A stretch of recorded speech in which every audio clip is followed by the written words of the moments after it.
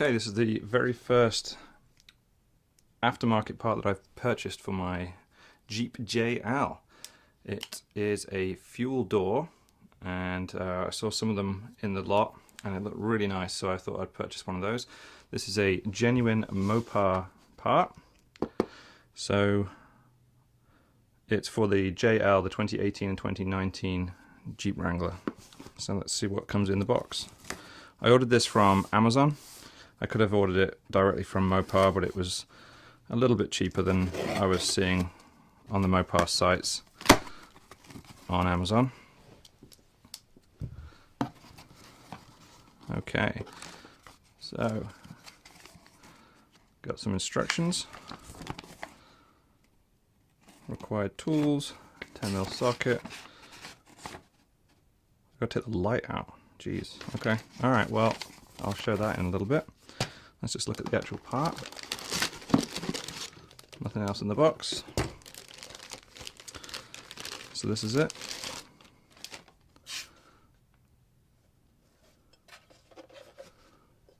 I don't know if you can hear that, it's like a solid aluminum. This is plastic.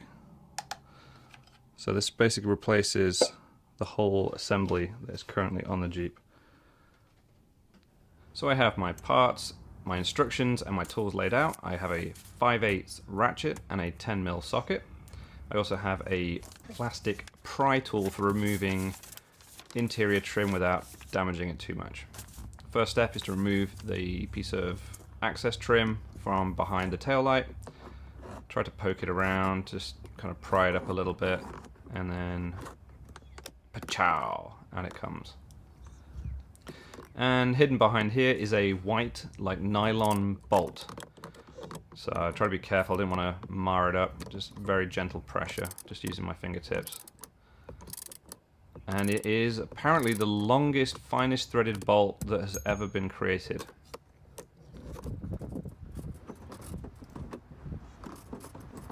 But after about 3 million turns, it finally came out. There it is. Got a weird spring on it. I guess it adds a bit of pressure. Then the tail light just pulls out. Literally just pull. Mine had some water in it from rain and cleaning it. Kind of strange. Wasn't expecting to see that. The instructions just say to let it dangle. It's not rubbing against the paint too much, and it is plastic. So then take the gas cap out. Disconnect the tether. The instructions are awful. They're like hieroglyphics, and they're written in different languages, but it's just pictures, so I'm not sure why it's in different languages. And then it's just really hard to kind of get your hand in the angle to release it, but it is just sort of, I think it was four, I want to say 4 clips, one at 12, 3, 6 and 9. Get your hand right around, like if you go up and around the gas filler neck, you can get to the last one and then it just pulls out. And going back to the instructions, and it just says to literally pull it. Like there's nothing. I didn't want to pull the fuel neck too hard, so I just wanted to make sure that I followed the instructions carefully. I didn't want to pull it out. But like I say, I don't know why I'm spending so much time studying those instructions. They're pretty basic. So I just pull it, and then it's just kind of use a piece of rubber. It's like just tight around it. And then installation is basically the reverse of removing the old one. So line it up. There's like a little notch at the top which lines it up.